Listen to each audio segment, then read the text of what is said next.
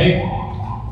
Bismillahirrahmanirrahim. Assalamualaikum warahmatullahi wabarakatuh. Waalaikumsalam warahmatullahi wabarakatuh. Innal hamdalillah nahmaduhu wa nasta'inuhu wa nastaghfiruh wa na'udzu billahi min shururi anfusina wa yahdihillahu fala mudilla lahu asyhadu an la ilaha illallah wa asyhadu anna muhammadan abduhu wa rasuluh. Rabbi shrah li sadri wa yassir li amri wahlul 'uqdatam min lisani yafqahu qawli. Ibu, Bapak guru yang hebat SDN 186 Cipandung yang saya banggakan, pertama dan utama marilah kita bersama-sama memanjatkan puji dan rasa syukur kita kepada Allah Subhanahu wa taala bahwasanya pada hari ini kita bisa bersama-sama berkumpul dalam rangka diseminasi tentang budaya positif melalui program calon guru penggerak yang sedang saya laksanakan di angkatan 10 ini di Kota Bandung tahun 2024. Salam dan salam Ibu Bapak senantiasa berada kita curah limpahkan kepada junjungan kita Nabi besar Muhammad Sallallahu Alaihi Wasallam. Ibu Bapak sekalian, sebelum saya memulai tentang diseminasi ini, saya akan memberikan sedikit ataupun juga pemanasan bagi Ibu Bapak semuanya ya. Ibu Bapak sekarang coba bayangkan, kepalkan tangan Ibu Bapak, mau yang kiri, mau yang kanan, silakan bebas. Dalam kepalan tangan Ibu Bapak itu, bayangkan Ibu Bapak sedang menggenggam sebuah barang yang paling berharga. Entah itu bisa perhiasan, entah itu bisa emas, pokoknya sesuatu yang sangat Ibu Bapak dirasa paling berharga di genggaman Ibu Bapak sekarang. Ya, sekarang teman yang ada di sebelah kiri atau di sebelah kanannya coba berusaha untuk menarik ataupun juga meraih, mengambil, merebut dari genggaman tangan yang sedang Ibu Bapak kepala tersebut. Pertanyaannya, apa yang akan Ibu Bapak lakukan? Baik, bisa? Akan? Siapa yang akan mempertahankan tersebut? Saya, diri sendiri kan, Pak Eki. Sedangkan temannya yang tadi ingin berebut, kira-kira berhasil atau tidak? Bisa berhasil, bisa tidak. Bisa berhasil, bisa juga tidak. Dalam posisi ini, siapa yang sedang memegang kontrol? Diri sendiri. Nah, itulah analogi sederhana pada topik ataupun bahasan kita kali ini. Oke, baik Ibu Bapak sekalian, supaya tidak membuang waktu kita percuma, baik kita mulai ke pembahasan kita ya. Perkenalan dirinya. Saya Muhammad Hanifah, CGP 10 Kota Bandung ya. Pada kesempatan kali ini akan menyebarkan pemahaman dan penerapan pengalaman budaya positif ya. Kebetulan saat ini saya sedang menjalankan program pendidikan calon guru penggerak angkatan 10 di Kota Bandung. Baik, Ibu Bapak sekalian, dalam konsep inti budaya positif ini ada 8 hal yang harus kita perhatikan. Ada berapa Ibu Bapak? Ada 8 hal. Ini yang pertama adalah perubahan paradigma belajar. Ya, bagaimana perubahan paradigma belajar di ulasannya ada. Selanjutnya yang kedua, disiplin positif. Ya, yang ketiga, nilai-nilai kebajikan. Yang keempat, kebutuhan dasar manusia. Yang kelimanya, motivasi perilaku manusia. Keenam, posisi kontrol guru. Ketujuh, keyakinan kelas. Dan terakhir yang kedelapan, segitiga restitusi. Baik, Ibu Bapak, sebelum kita melangkah ke pembahasan apa sih perubahan paradigma belajar sekarang menurut Ibu Bapak ya, pada yang pertama dulu perubahan paradigma belajar yang Ibu Bapak rasakan, apalagi kita sekarang sedang menyaksikan Bu Yuyun ya. Bagaimana cara pengajaran dulu dengan yang sekarang, atau mungkin Ibu Bapak juga pernah memiliki pengalaman pribadi ya, cara mengajar saya dulu dengan cara saya diajar dulu oleh guru yang lama dengan sekarang saya mengajar kepada anak-anak yang sedang ibu bapak berikan. Pertanyaannya sederhana, apakah sama atau beda? Beda. Beda. Bedanya apa? Dulu mah teacher center, sekarang Oke, student bisa? center. Mana? Kalau dulu mah teacher center atau berpusat pada guru, kalau sekarang lebih student center atau berpusat pada murid. Jadi guru hanya sebagai fasilitator saja, yang aktif di kelas itu siswa. Luar biasa. Terima kasih Bu Sel. Jadi kalau dulu itu sering kita mengenal CBSA, cara belajar siswa aktif. Karena bisa diplesetkan ya, cul, bodak, sina, enter. Sekarang itu paradigmanya berbeda, ya. Karena bagaimanapun betul kata Bu Sel bahwa sekarang itu student center. Ingat ibu bapak, apa yang ibu bapak lakukan di kelas, ego ibu bapak harus dikesampingkan. Karena kewajiban ibu bapak adalah untuk memberikan pelayanan kepada murid dan kepada murid. Istilah mohon maaf ya, kalau dikaitkan dengan agama kita menghambakan kepada Allah Subhanahu Wa Taala ya tetap. Tapi kalau menurut ada dihajar di lantai itu kita harus dalam tanda kutip bukan berarti menghamba kepada murid ya. Kita itu harus menghamba kepada murid. Artinya bahwa kita harus mengutamakan kepentingan murid dan murid. 3 kali murid dan murid. Artinya apa? Fokus kita selalu untuk kepentingan siswa kita. Ya, dengan cara apa tadi paradigma sekarang itu kata Bu Sel, student center. Kita fokus untuk apa? Demi kemajuan anak-anak. Yang kedua ini disiplin positif seperti apa? Mungkin kata-kata disiplin sering kita dengar ya, termasuk dalam visi sekolah kita. Apa ibu bapak visi sekolah kita? Bersih, disiplin, berkarakter. Nah, salah satu disiplin ini merupakan sudah termaktub yang masuk ke dalam visi kita. Disiplin positif. Apa itu disiplin positif? Nanti dituntas lagi. Dan nilai-nilai kebajikannya seperti apa? Kebutuhan dasar manusia, motivasi perilaku manusia, posisi kontrol guru, keyakinan keras, dan terakhir segitiga restitusi. Baik, kita bahas yang pertama ibu bapak tentang perubahan paradigma belajar.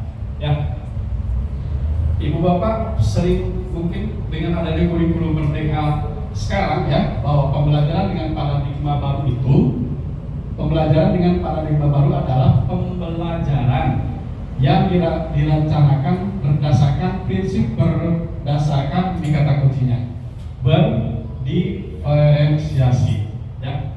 Jadi itu ibu bapak, perubahan paradigma barunya itu adalah bahwa sekarang itu pembelajaran itu harus berdiferensiasi sehingga para peserta didik belajar sesuai dengan kebutuhannya berdasarkan tahap perkembangan sesuai teori psikologi modern dengan tujuan untuk mewujudkan profil pelajar Pancasila. Ibu bapak kan sudah hafal ya, 6 dimensi profil pelajar Pancasila itu apa saja?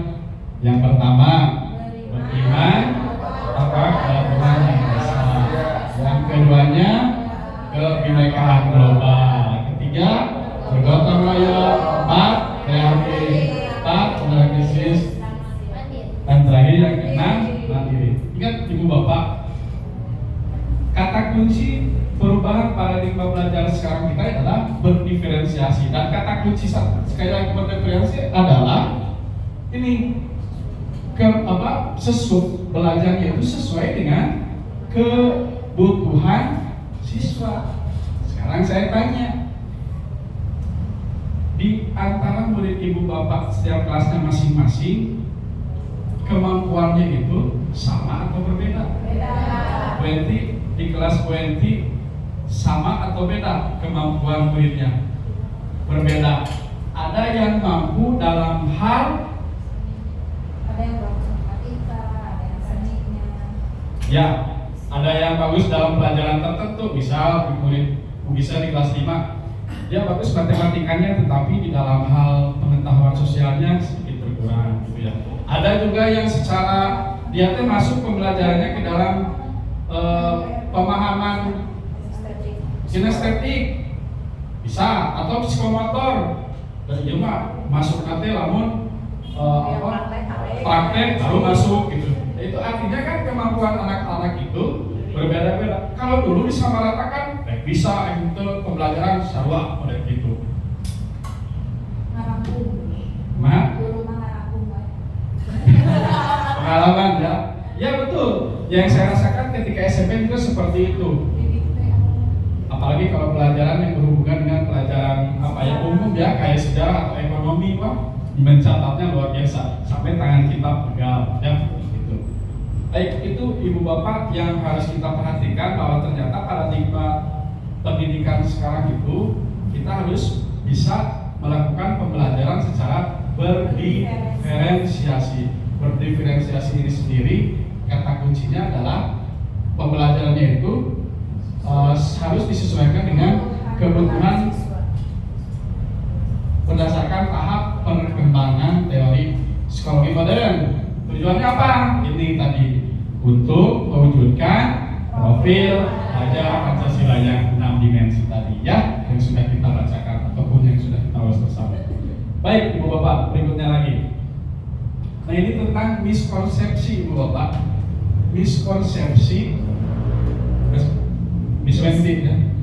Miskonsepsi tentang teori kontrol. Oke, ini ada sebuah gambar. Menurut ibu bapak sebelum kita bahas, ini gambar apa sih?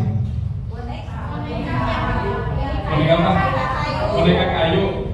Dia bisa apa? Bisa digerakkan oleh siapa? Manusia melalui apanya? Jari ya, bisa jari.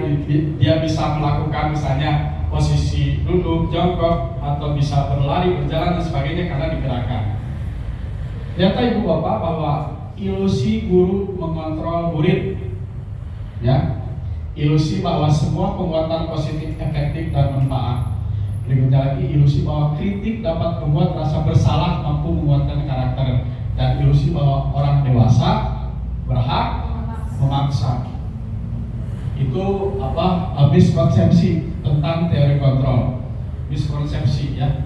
Ada sedikit kesalahan tentang teori kontrol. Kalau dulu masih ingat gak ibu tentang teori apa yang membicarakan tentang stimulus dan respon? Itu teori siapa coba? Masih ingat? Lupa lagi. Zaman kuliah? Siapa? Teori siapa? Stimulus. Brunner kan? Brunner betul? Kalau salah, kalau ini coba kita nanti cek lagi dari sumber yang mana ya, takutnya kita salah. Teori tentang stimulus dan respon nanti akan kita bahas bersama. Baik, selanjutnya ibu bapak. Nih, mengubah paradigma stimulus respon ke pendekatan teori kontrol. Kalau dulu stimulus respon, mari ibu bapak perhatikan. Realitas atau kebutuhan itu sama. Ya, kalau di stimulus respon mah realitas kebutuhan kita sama, tetapi kalau dalam teori kontrol realitas kebutuhan kita itu berbeda. Menurut ibu bapak, dari yang pertama ini dari stimulus respon realitas kebutuhan kita sama, tetapi berdasarkan teori kontrol realitas kebutuhan kita itu berbeda, dikaitkan dengan murid, sepakat tidak menurut ibu bapak? Itu realitas kebutuhan kita sama, padahal berdasarkan teori kontrol realitas atau kebutuhan kita itu berbeda. Menurut ibu bapak sepakat yang mana? Berdasarkan mana? Yang teori kontrol. Alasannya mengapa dunia coba? Jangankan manusia itu lahir dari berbeda orang tua, dari satu rahim saja terkadang berbeda gitu. Apalagi dalam satu kelas yang notabene berbeda-beda orang tuanya. Artinya anak-anak itu memiliki kebutuhan yang berbeda. Gitu. Ya. Ada lagi yang bisa menambahkan? Bu Hani, barangkali? Sama, hitam, puasa sama ya. Coba kita lihat lagi stimulus respon yang kedua. Semua orang melihat hal yang sama. Kalau di dalam teori kontrol, setiap orang memiliki gambaran berbeda. Tuh, mengapa demikian Bu Bisra? Yang sering kita hadapi aja ya di siswa, kalau misal kita menugaskan siswa untuk menggambar, diberi tema saja.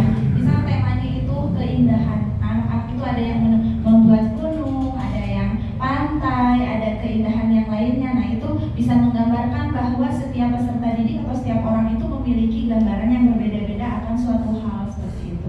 Ya. Baik, terima kasih. Kalau stimulus respon kan itu metode yang lama ya. Saya masih ingat ketika SD dulu, karena lihat ke teman, kalau disuruh untuk membuat lukisan, gambar, apa yang ibu bapak gambarkan? Kalau disuruh pemandangan, Kalau pemandangan, masih ingat? Gunung, luas, di tengah-tengahnya ada matahari, di tengahnya lagi jalan, ada jalan, kiri dan kanannya sawah. Sama nggak?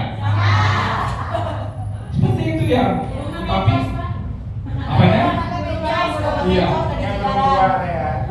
Itu kan, ibu bapak juga kan mengalami yang sama. Tetapi perhatikan, lihat, saksikan anak-anak yang sekarang. Mereka bagaimana?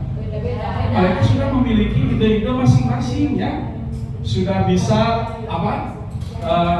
membuat imajinasinya bermunculan. Itu menandakan bahwa teori kontrol itu setiap orang memiliki gambaran yang berbeda. Kita lihat lagi yang ketiga, kita mencoba mengubah orang agar berpandangan sama dengan kita. Oke, kita mencoba mengubah orang agar berpandangan sama dengan kita. Kalau teori kontrol, kita berusaha memahami pandangan orang lain tentang dunia. Maksudnya gimana coba menurut ibu bapak?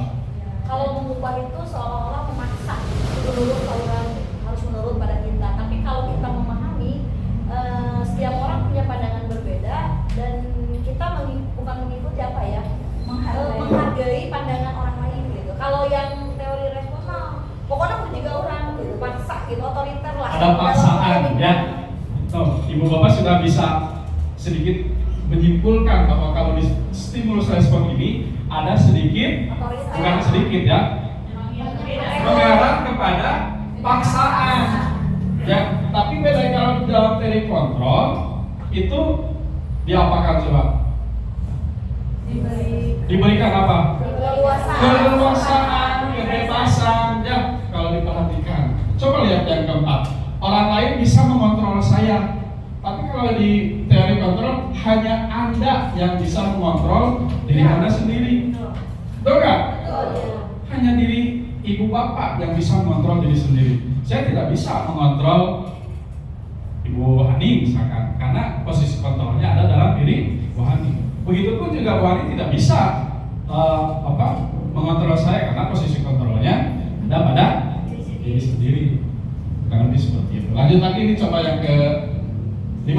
Saya bisa mengontrol orang lain. Ya, saya bisa mengontrol orang lain, dipaksa intinya. Tapi yang dalam teori kontrol Anda tidak bisa mengontrol orang lain.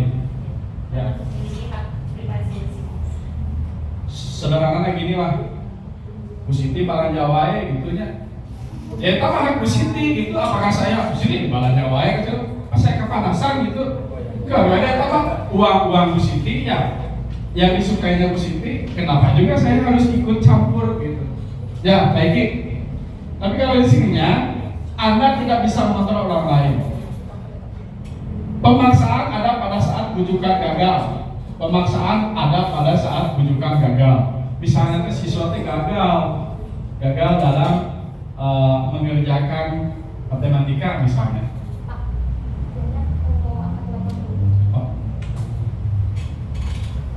Dipaksa, dibujuk, menggagalkan terus. Tapi kalau di sini kolaborasi dan konsensus menciptakan pilihan-pilihan baru, diberikan penawaran ya, gitu. Model berpikir menang kalah.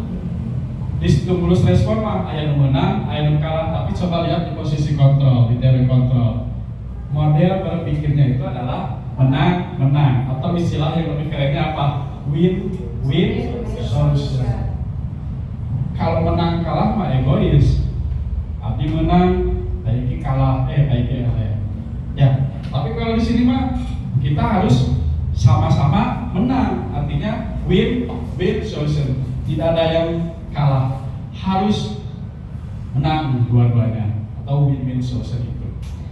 Jadi kalau disimpulkan ya, di stimulus respon tadi sudah ada dari ibu bapak yang mengutarakan bahwa di stimulus respon itu adalah ada unsur paksaan. Tetapi kalau dalam teori kontrol ada diberikan kebebasan, keleluasaan. Nah, itulah yang harus ibu bapak pahami juga kepada anak didik ibu bapak di kelasnya masing-masing ya. Jangan dipaksa, udah kemampuan anak itu berbeda-beda. Tinggal kita bagaimana bisa menjembatani supaya masuk ke dalam anak yang beraneka ragam tersebut ya kemampuannya. Baik ibu bapak sekalian, berlanjut lagi ke hal tadi ya, disiplin positif. Kita sering mendengar, kita sering mengucapkan disiplin yang naon? Disiplin itu apa? Nih, disiplin itu berasal dari kata apa Bu? Pak?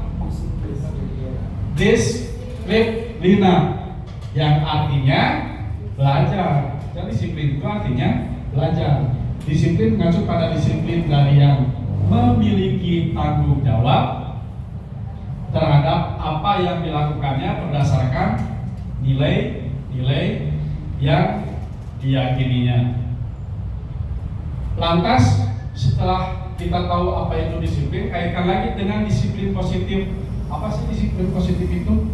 Nah, disiplin positif merupakan salah satu cara penerapan disiplin yang bertujuan untuk menumbuhkan kesadaran serta memberdayakan peserta didik tanpa imbalan, penghargaan atau reward, ya, ancaman atau hukuman. Lihat teks yang paling bawah ibu bapak. Sebagai pendidik, tujuan kita adalah menciptakan peserta didik yang memiliki disiplin diri sehingga mereka berperilaku mengacu kepada nilai kebajikan universal dan memiliki motivasi intrinsik dalam perubahan perilaku ke arah yang lebih baik. Motivasi intrinsik itu apa Bu? Pak? Motivasi dari dalam. Motivasi dalam diri sendiri. Ada nggak motivasi ekstrinsik? Ada. Motivasi itu bisa dari dalam, yang intrinsik bisa juga dari luar atau ekstrinsik. Ya. Baik, ibu bapak sekalian, nih nilai-nilai kebajikan. Nilai-nilai kebajikan itu adalah nilai yang disepakati bersama, lepas dari suku, bangsa, agama, mau bahasa maupun latar belakang. Ya. Tadi profil pelajar Pancasila ada berapa dimensi? Nah, satu. Dimensi yang kedua.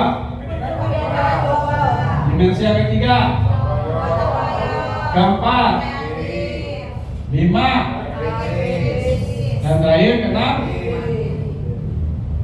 Nah, ini ada PYP, Primary Years Program. Toleransi, rasa hormat, integritas, mandiri, menghargai, antusias, empati, keingintahuan, kreativitas, kerjasama, percaya diri, dan komitmen. 1, 2, 3, 4, 5, 6, 7, 8, 9, 10, 11, 12, 13 ibu bapak. Coba ibu bapak masih review kembali tentang visi sekolah kita. Apakah termasuk ke dalam primary years program ini? Saya juga baru ngeh ya, ternyata membuat visi disesuaikan dengan sekolah kita. Oh, masuk ke dalam nilai-nilai kebajikan ini gitu. Setelah saya pelajari itu ternyata masuk juga ternyata ya. Ada disiplinnya, ada tentang karakternya, ada tentang kemandiriannya, ya. Seperti itu. Dan ingat ibu bapak ini bahwa life skill ini tak kalah penting yang harus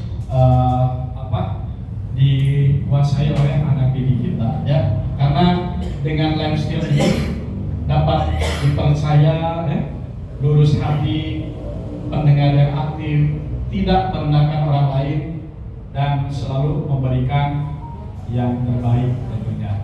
Ya. Nah, lanjut lagi Ibu Bapak. Ada yang tahu nggak Ibu Bapak bahwa kebutuhan dasar manusia itu apa sih?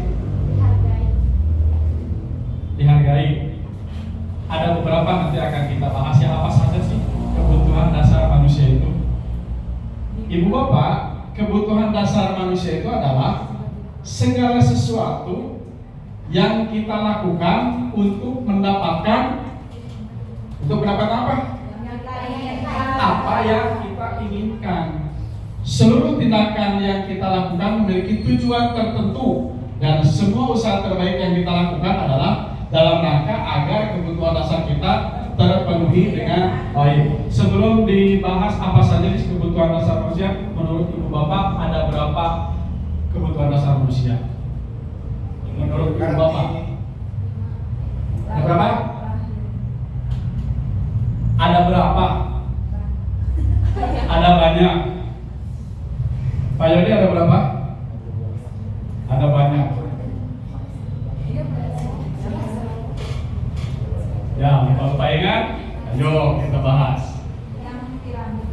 Ibu Bapak, kebutuhan dasar manusia itu ada 5 kebutuhan dasar manusia. Ada berapa Ibu Bapak?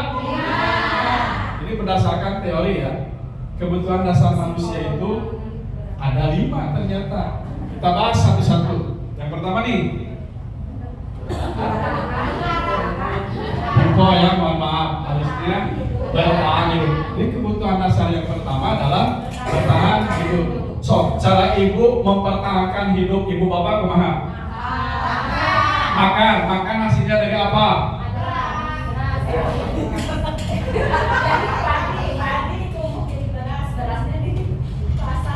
Itu makan, itu mah barangnya, sehingga ibu bisa bertahan. Pertanyaan, kembali ke pertanyaan awal. Ibu Bapak bisa bertahan hidup seperti sekarang dengan cara apa? Berusaha. Usahanya melalui apa? Bekerja menghasilkan apa? Uangnya dipakai untuk apa? Untuk hidup kan berputar ya, betul nggak? Itu sebagai salah satu contoh untuk mempertahankan hidup. Kita bekerja menghasilkan uang tersebut kita belanjakan untuk membeli makan, masihan ke istri, jajan untuk anak-anak, kan sama kebutuhan dasar kita untuk yang telah berkeluarga ya. Pasti untuk keluarganya, untuk dirinya, untuk istrinya, untuk anaknya, dan anggota keluarga yang bersangkutan. Betul? Dengan bekerja, kerja menghasilkan uang. Dari uang itu kita bisa memiliki rumah, kita bisa memiliki kendaraan, kita bisa makan melalui uang tersebut. Jadi kebutuhan dasar manusia yang pertama itu adalah bertahan hidup. Contohnya ini, makanan, pakaian, tempat tinggal, keamanan, kesehatan. Atau dalam ilmu ekonomi kita sering mendengar ya, kalau belajar ekonomi dulu itu bahwa kebutuhan dasar manusia tentang bertahan hidup ini ada berapa? 3. Sandang, pangan, dan papan. Sandang itu apaan Lux? Oh, yang tambahan jadi Lux ya. Sandang itu kebutuhan pokok, pakaian, sandang pakaian, ya. Pangan, papan, perumahan. Jadi itu, ya. Tidak terlepas dari 3 hal itu. Jadi terkena kebutuhan dasar manusia itu yang pertama bertahan hidup. So kalau ibu, memang tidak bekerja, tidak ada kemauan, tidak mau berusaha, tapi ibu bapak kan berkira uang, mobil dan sebagainya. Kalau tidak ada untuk membelinya, ya kumaha? Lambat laun, sakit-sakitan, ya pasti sakit-sakitan sampai mungkin bisa saja sampai innalillahi atau meninggal dunia. Makanya kebutuhan dasar manusia itu yang pertama bertahan hidup dengan caranya masing-masing.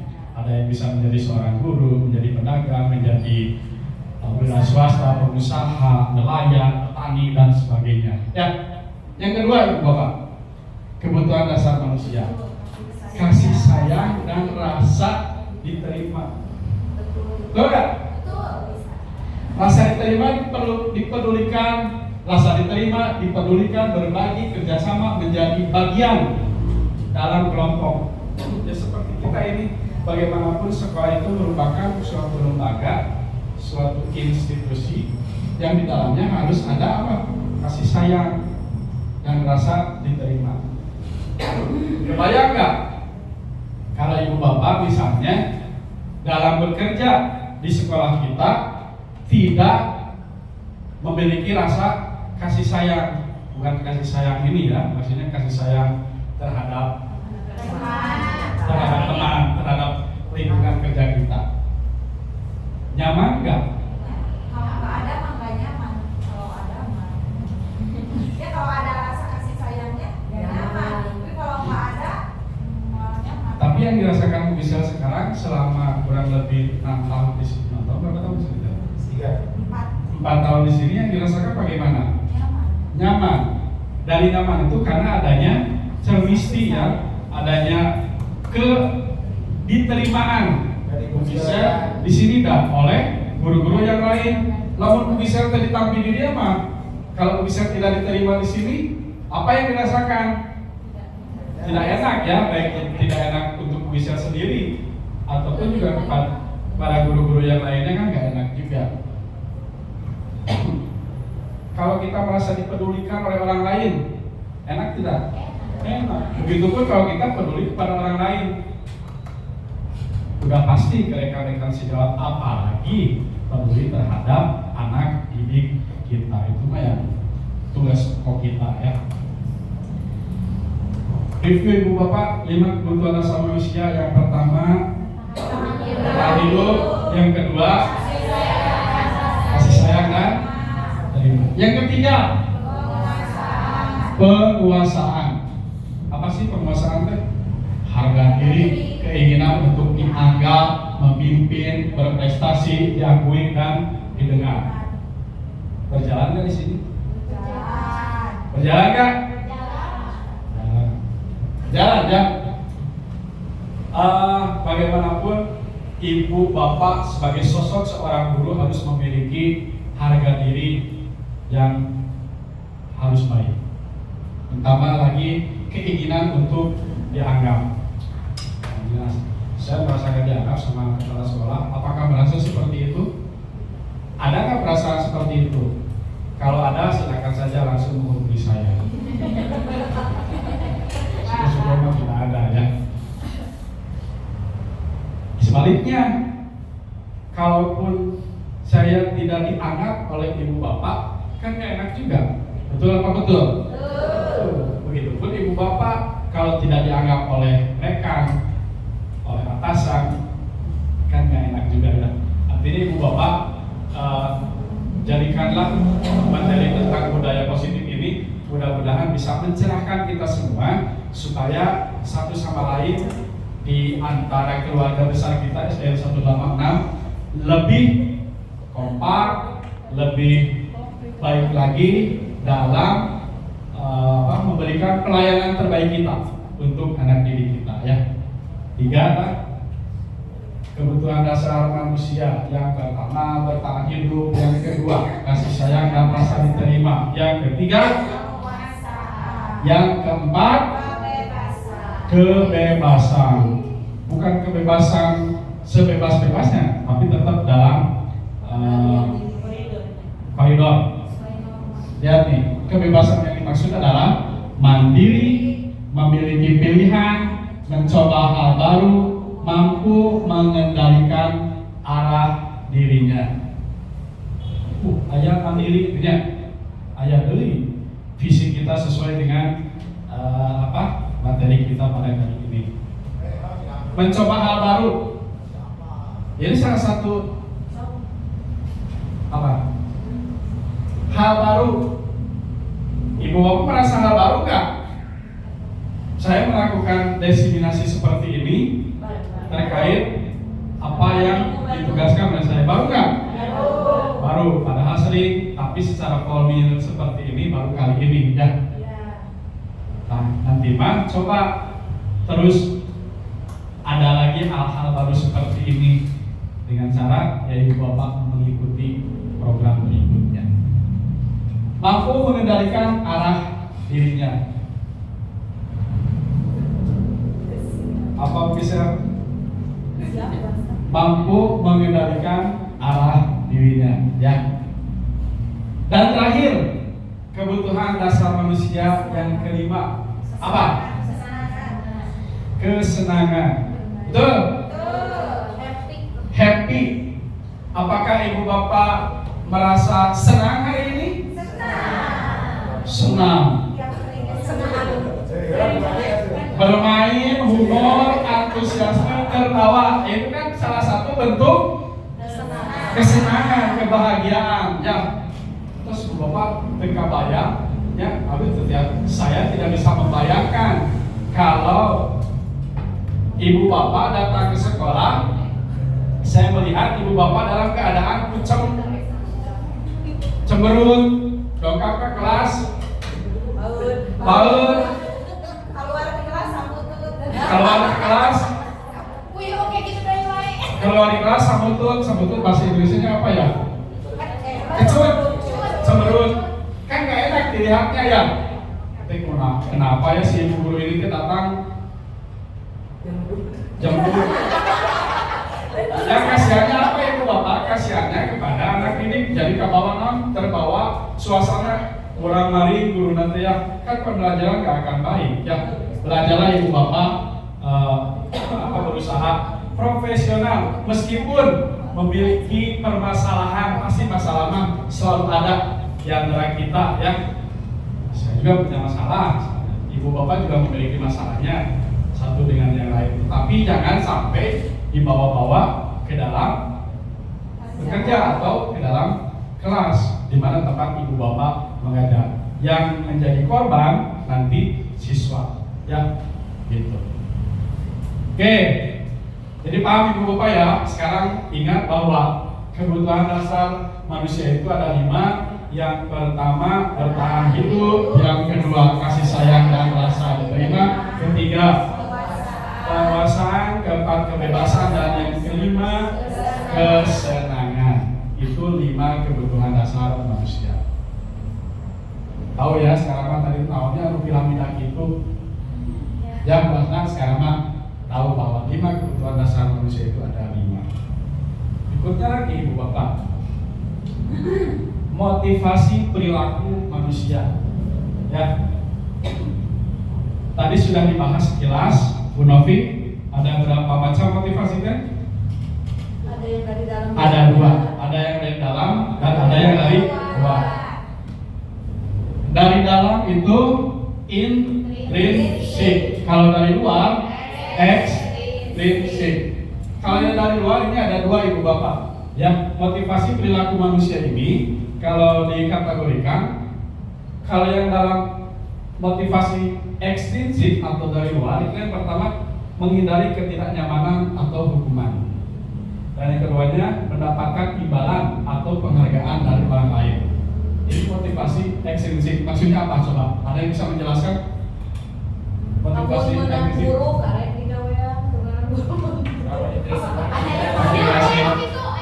Pakai bahasa Indonesia karena kita melalui YouTube nanti. Tidak boleh bahasa daerah ya Pak ya. Dia tidak dipahami. Kalau pendapat saya, banyak orang yang melakukan sesuai itu karena tidak nyamanan. Contoh misalkan, daripada saya dihukum, udahlah saya lakukan gitu. Biasanya kalau yang seperti itu ada sifat motivasinya terpaksa gitu. Kemudian yang kedua untuk mendapatkan imbalan atau penghargaan. Sebenarnya saya tidak mau sih, tapi ya lumayan lah dapat imbalan atau sama dia selalu disanjung atau apa. Ya udahlah motivasinya terpaksa. Tapi yang kalau dari dalam diri itu menjadikan orang punya keinginan menghargai diri. Jadi dia akan tergerak kalau memang keluar dari dirinya sendiri dan artinya menghargai diri sendiri. Ada yang menambahkan? Ayo Di. Ya. Kalau motivasi intrinsik itu aku diri, bahwa diri kita yang mengendalikan segala sesuatunya.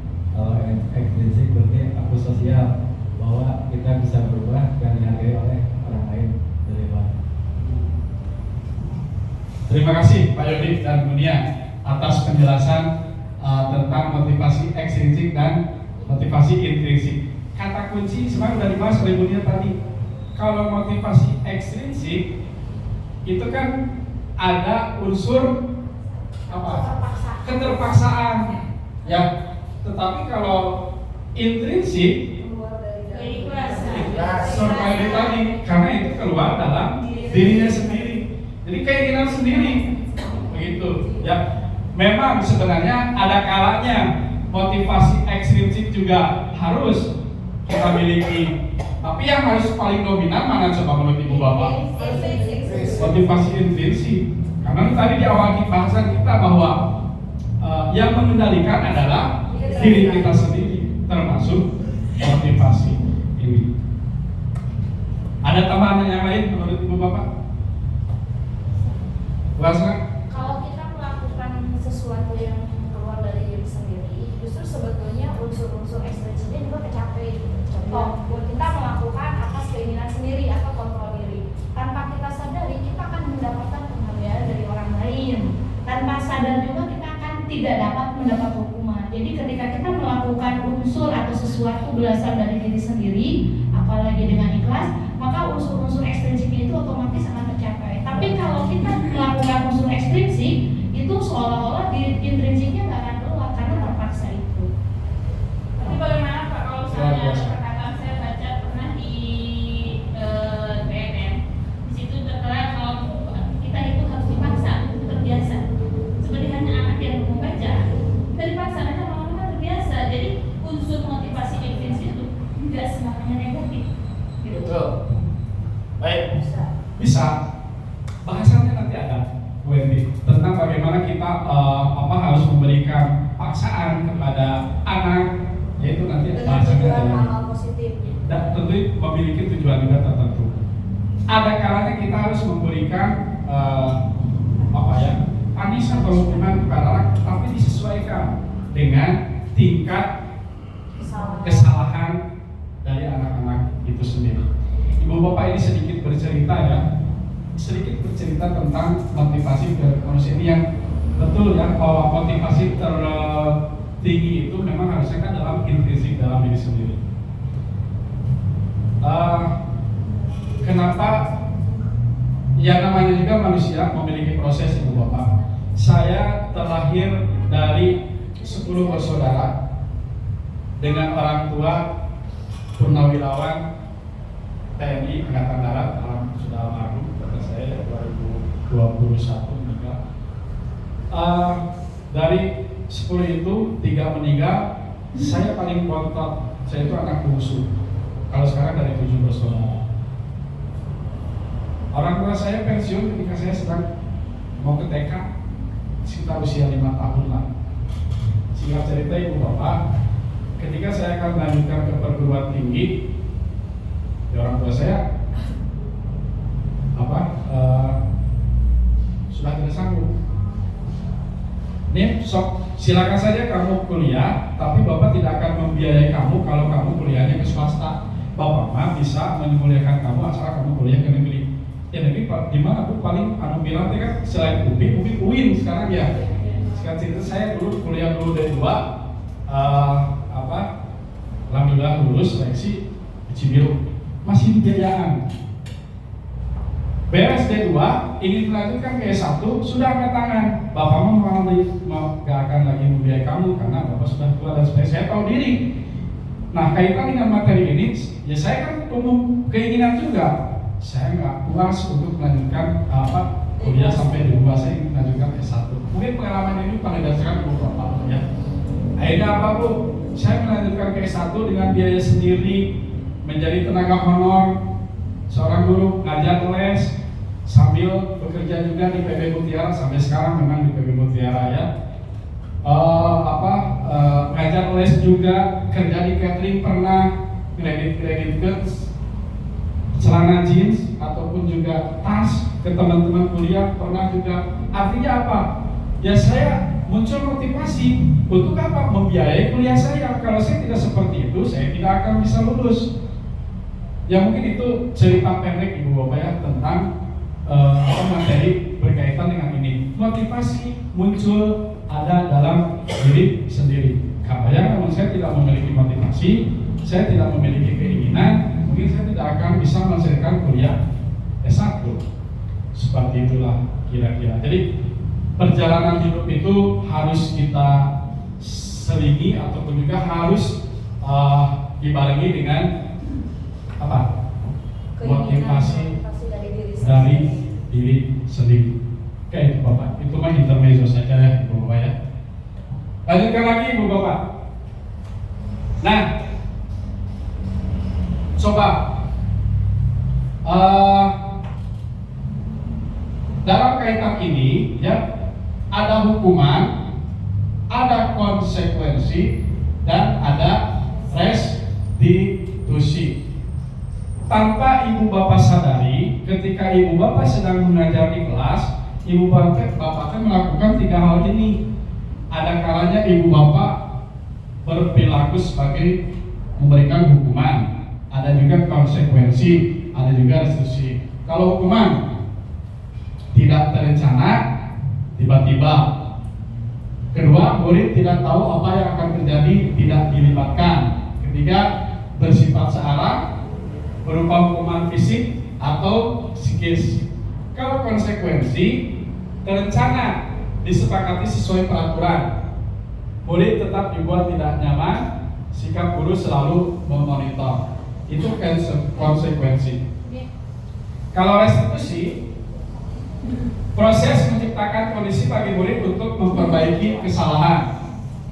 Proses kolaboratif yang mengajarkan murid untuk mencari solusi sendiri. Menurut Ibu Bapak, dari ketiga hal ini, hukuman, konsekuensi, dan restitusi, mana yang paling baik kita lakukan kepada anak-anak kita, pada murid kita?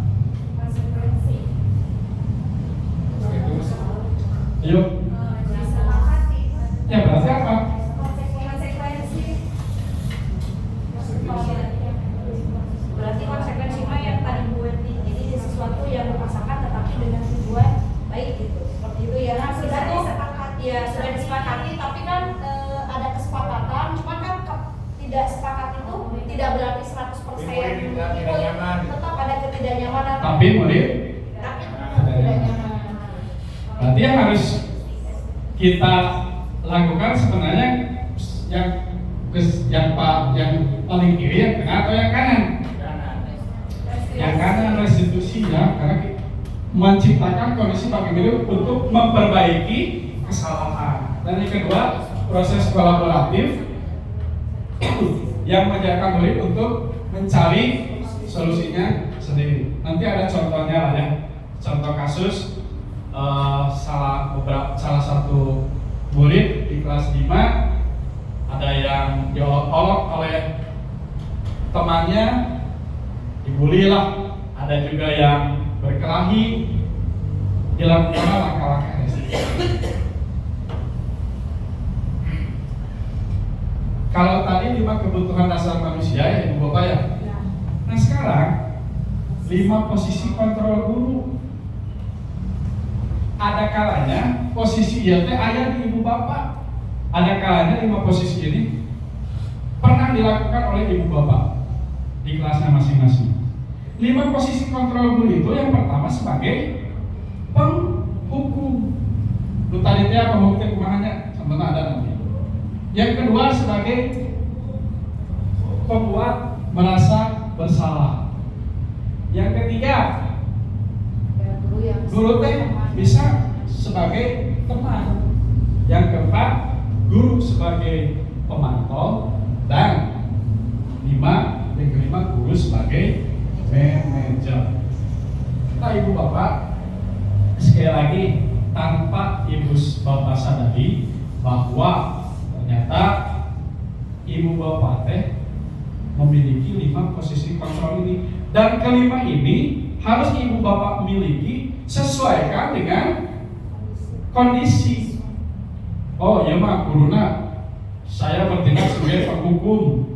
Oh kalau seperti ini mah saya harus berperan guru sebagai pembuat rasa bersalah. Oh dalam posisi ini saya harus menjadi sosok seorang guru sebagai teman. Ada kalanya juga kita harus memposisikan sebagai guru pemantau. Ada kalanya juga kita harus menjadi guru sebagai manajer. Artinya kembali lagi dunia tadi yang betul bahwa kita harus bisa memposisikan sedang di posisi apa kita sekarang. Jadi posisi 5 kontrol guru itu ada berapa ibu bapak? Ada 5. Pertama, penghukum. Kedua, pembuat merasa bersalah. Yang ketiga, teman. Keempat, pemantau. Dan yang kelima, manajer.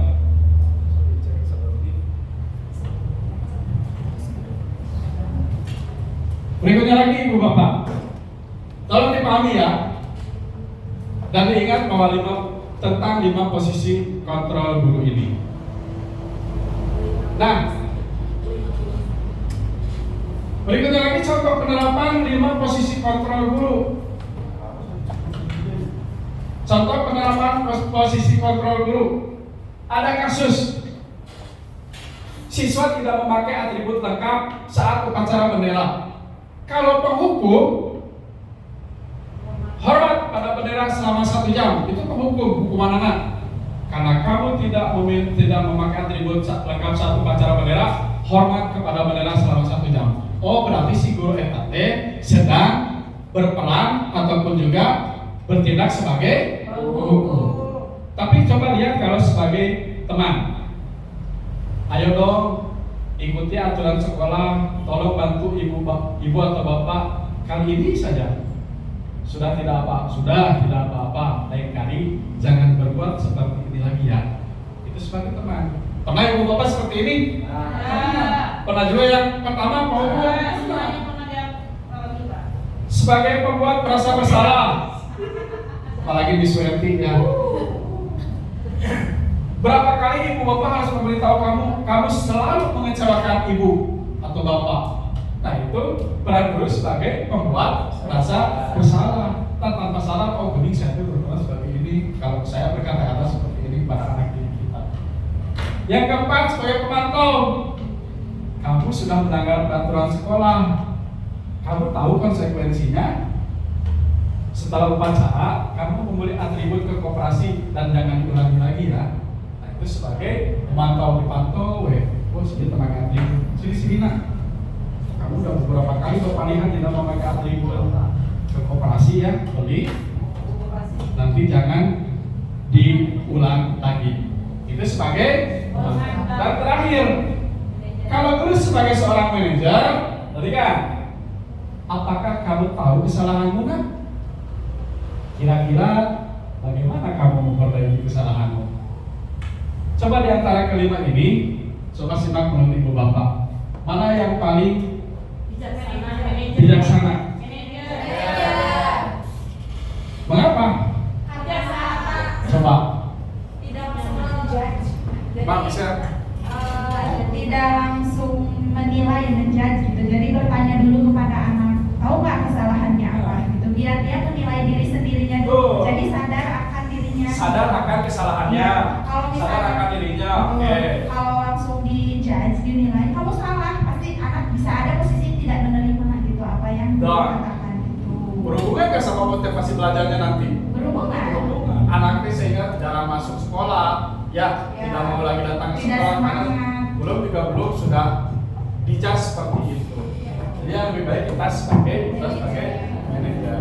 Tapi boleh saja ada kalanya juga di posisi apa kita. Sebagai teman juga. Jadi ada anak yang terkadang kalau ditanya seperti itu, kamu tahu nggak kesalahan dia, ditanya lagi dia kan sulit. Tapi kalau memposisikan kita sebagai teman, terkadang sesuatu yang terpendam pun bisa keluar. Ya kamu teh kenapa aku nggak pakai atribut, aku ngobrol sama ibu. Nah terkadang anak itu kalau sebagai teman justru akan lebih daripada kita sebagai manajer. Baik, terima kasih. Artinya bahwa 5 posisi kontrol kita sebagai guru harus bisa diposisikan sesuai dengan kondisi. anaknya. Saya harus memposisikan para guru sebagai penghukum kalau situasinya seperti ini. Kalau anaknya susah, ada hal yang tegas. Ya, oke. Jadi 5 posisi kontrol itu sekali lagi Bu Bapak, 1 penghukum, pembuat merasa bersalah, pemantau, teman, dan sebagai manajer. Berikutnya lagi Bu Bapak, menurut Ibu Bapak nih, posisi kontrol apakah Bu yang paling atas? Saya kecewa sekali dengan kamu. Posisi kontrol mana yang tadi? Sebagai penghukum. Bukan. Pembuat Rasa merasa bersalah. Kamu tidak pernah melakukannya. sama itu juga. Membuat rasa bersalah. Apa rencanamu untuk menyelesaikan masalah ini? Manajer. Sok di antara 3 ini Ibu merasa yang mana? Yang mana? Yang ketiga, ya. Apa rencanamu untuk menyelesaikan masalah ini? Sesuai kondisi. Berikutnya lagi Bu Bapak, nih tentang keyakinan kelas, apalagi kita sekarang sedang akan menghadapi tahun ajaran baru. Ya, ingat Ibu Bapak, saya minta nanti di kelasnya masing-masing sebelum memulai pembelajaran di semester 1, masing-masing kelas ya harus membuat keyakinan kelasnya. Mengapa? Karena keyakinan kelas itu mengapa keyakinan kelas bukan peraturan kelas? Ya, mengapa? Karena pembentukan keyakinan kelas itu yang pertama berupa pernyataan universal. Yang kedua lagi dibuat dalam pernyataan positif. Jadi nanti Bu Bapak buat pertanyaan-pertanyaan positif kepada anak untuk dijadikan sebagai keyakinan kelasnya masing-masing. Sedikit saja agar mudah diingat sesuai dengan kondisi kelas dan sekolah sehingga mudah diterapkan. Semua warga sekolah atau kelas dilibatkan saat membuat keyakinan kelas. Contohnya seperti inilah, kemarin juga sudah dibuat di kelas 4B ya. Keyakinan kelasnya nanti kalau sudah semuanya sepakat nanti dibuat, tempelkan, dan itu harus disepakati bersama karena sudah dibuat bersama juga begitu. Ya. Nah Ibu Bapak, nilai-nilai berikutnya lagi nilai-nilai kebajikan. Nilai-nilai kebajikan itu ada peduli, rajin. Kalau peduli ini kolomnya keterus-terangan, kebersihan dan seterusnya sampai ke gotong royong. Kalau rajin, tadinya sabar kreatif, integritas, kebahagiaan, keadilan, baik hati dan seterusnya ya. Cukup banyak. Rasa hormat, tanggung jawab, pengabdian, bijaksana, bersyukur, toleransi, percaya, lurus hati, ketegasan dan pengertian. Ini merupakan nilai-nilai kebajikan yang harus tertanam pada anak-anak di kelas Ibu Bapak masing-masing, nanti ya bisa diterapkan. Nah, yang terakhir Ibu Bapak tentang segitiga restitusi. Apa sih segitiga restitusi ini? Ya, segitiga restitusi merupakan suatu proses dialog yang dijalankan oleh guru agar dapat menghasilkan murid yang mandiri dan bertanggung jawab. Nih, mandiri dan bertanggung jawab. Di dalam segitiga restitusi ini, ya, langkah yang pertama kita harus menstabilkan identitas terlebih dahulu. Lalu validasi tindakan dan validasi tindakan terlebih dahulu, menstabilkan identitas dan menanyakan keyakinan. Jadi kalau misalnya terjadi beberapa kasus di antara murid Ibu Bapak di kelasnya masing-masing, coba lakukan metode ataupun juga cara segitiga restitusi ini. Tahapannya yang pertama validasi tindakan dulu. Kita udah kita kunaon sih belum baik. Validasi dulu sama ibu atau bapak. Yang kedua, stabilkan identitas. Dan yang terakhir, menanyakan keyakinan pada mereka. Nah, bagaimana cara kita menstabilkan identitas? Berdasarkan prinsip pembuat kesalahan adalah bagian proses pembelajaran. Kita menekankan kepada anak ya, dalam menstabilkan identitas itu, kita bisa saja menjelaskan kepada anak-anak bahwa berbuat salah itu wajar. Toh kita juga sebagai guru sama-sama pernah berbuat kesalahan ya. Tidak ada manusia yang sempurna. Ibu bapak juga pernah melakukan itu. Kamu berhak merasa begitu. Ibu bapak tidak mau mencari siapa yang salah, tapi ibu bapak ingin mencari solusi dari permasalahan ini. Ini menstabilkan identitas. Yang kedua, ibu bapak, validasi tindakan. Berdasarkan prinsip setiap perilaku berupa mempengaruhi suatu kebutuhan tertentu. Kamu pasti punya alasan mengapa melakukan hal itu. Padahal kamu bisa melakukan yang lebih buruk dari ini ya. Kamu patut bangga karena telah melindungi sesuatu yang penting buatmu. Kamu melakukannya karena mempertahankan sesuatu yang penting bagimu. Dan yang langkah yang ketiga dalam segitiga restitusi ini adalah menanyakan keyakinan. Berdasarkan prinsip teori kontrol bahwa pada dasarnya kita termotivasi secara intrinsik dan dalam tadi ya. Apa keyakinan kelas kita? Nilai-nilai apa yang telah disepakati bersama? Seperti apa gambaran sebuah kelas yang ideal menurut kamu? Kamu ingin menjadi orang yang seperti apa? Oh ya, kira-kira. Nah ini ibu bapak contoh penerapan segitiga restitusi. Saya di sini sebenarnya videonya, tapi ada di sini ya di laptop. Coba saya buka. Saya coba menerapkan contoh segitiga restitusi kasus ini. Salah satu siswa di kelas 5A atau 5B bisa 5B antara Faras dan Desta berkelahi di kelasnya. Bu bisa laporan saya, Pak, itu ada terjadi perkelahian antara Desta dan Faras. Lantas dikomunikasikan, saya coba panggil keduanya. Setelah mendapat laporan dari Bu Gisel, baru saya meminta datang menghadap ke ruang saya. Kurang lebih seperti inilah percakapannya ibu bapak. Kalau di situ tidak bisa tampil.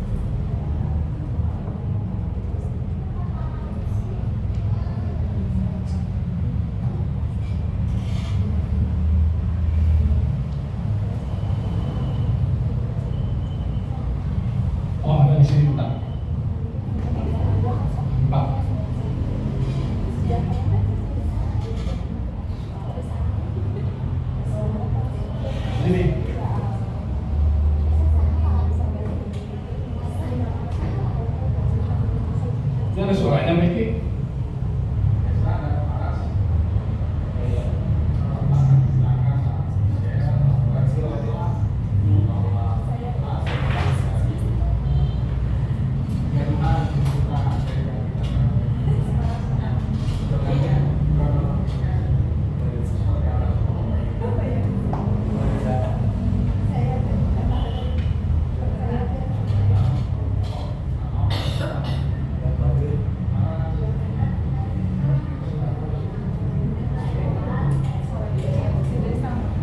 Kecil ya suaranya ya.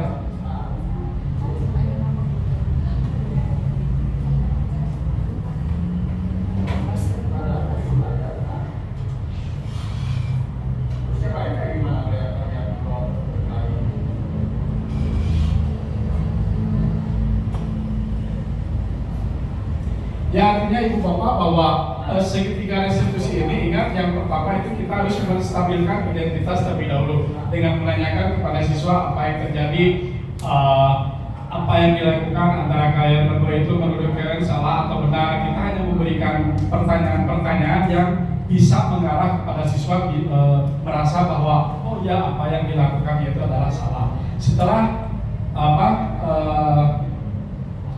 mencari identitas itu, langkah yang kedua adalah menstabilkan apa tadi? Ya, beli. Menstabilkan keadaan. Coba. Dan yang terakhir membuat keyakinan. Keyakinan dengan cara apa? Apa yang sudah kamu lakukan itu adalah hal yang tidak baik, kamu sudah menyadarinya, dan apa yang akan kalian hadapi nanti? Ya Pak, dari kedepannya saya tidak akan mengulang kembali apa yang sudah saya lakukan dengan cara berantem itu, saya tidak akan mengulang. Karena saya sadar bahwa berantem itu adalah perbuatan yang tidak terpuji. Ya, sekarang masa gitu, ini hanya contoh saja Ibu Bapak ya.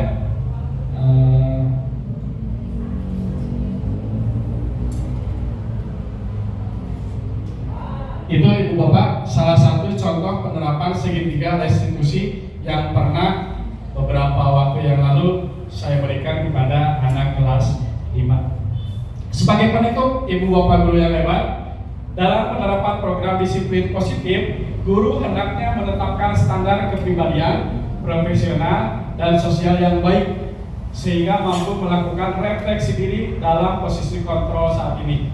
Bagaimana pelajaran dirinya sebagai amok.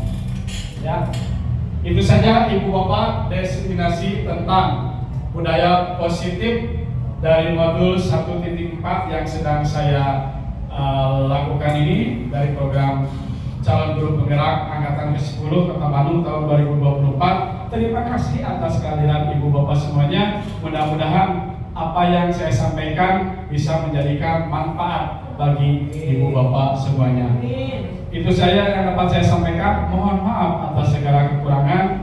Billahi taufiq wal hidayah. Assalamualaikum warahmatullahi wabarakatuh. Atur nuhun Ibu Bapak. Salam. Assalamualaikum warahmatullahi wabarakatuh. Perkenalkan, saya Gisela Mutiara Tanujaya, guru di SDN 1 Lapangan Cikadut. Setelah mendengarkan pemaparan dari Bapak Muhammad Hanifah tentang CGP, saya jadi tahu bahwa sebagai seorang pendidik itu kita tidak bisa memaksa pada peserta didik. Kita harus bisa menjadi teman, menjadi manajer. Kita harus bisa merangkul setiap siswa dan kita harus selalu memberikan pembelajaran yang berdiferensiasi, yang berpusat pada siswa, yang disesuaikan dengan minat dan gaya belajar siswa. Kemudian kita itu harus selalu memposisikan diri sesuai tempatnya. Jadi kita tidak bisa selalu memaksa siswa, kita harus bisa menjadi teman atau bisa menjadi manajer untuk siswa. Assalamualaikum warahmatullahi wabarakatuh. Perkenalkan, nama saya Nia Kurniasi. Saya mengajar di kelas 6B SDN 1 Lapangan Cikadut. Setelah menyimak diseminasi dari Bapak Muhammad SPD tentang bagaimana harusnya seorang guru dalam motivasi atau dalam bersikap, saya mendapat pencerahan bagaimana seorang guru itu harus bersikap, bagaimana seorang guru itu dalam menghadapi anak, memahami karakter anak dan kebutuhan anak. Guru itu tidak boleh egois, tetapi guru harus bisa menempatkan kapan dia sebagai teman, kapan dia sebagai manajerial.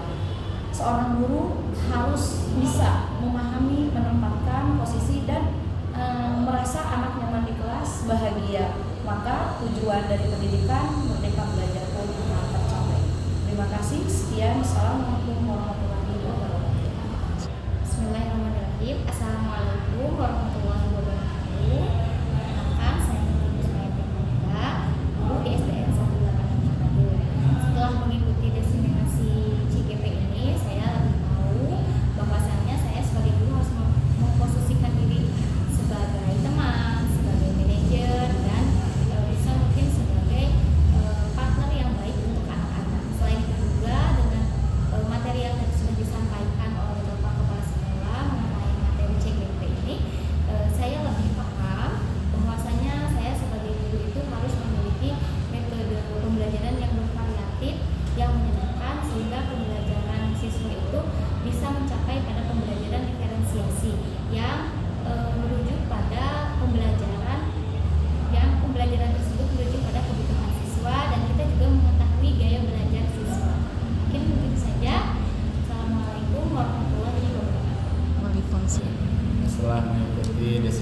inovasi tentang guru penggerak, ada pembaharuan, dan mendapatkan sesuatu hal yang baru bahwa pembelajaran itu harus berpusat pada murid bukan pada guru. Terus kita bisa mengetahui tentang pembelajaran yang efektif itu dengan memberikan yang sifatnya mendidik, ya, hukuman yang bersifat mendidik. Kemudian kita harus bisa berkolaborasi dengan siswa, memahami karakter siswa, dan terutama kita harus bisa menyampaikan nilai-nilai tentang profil pelajar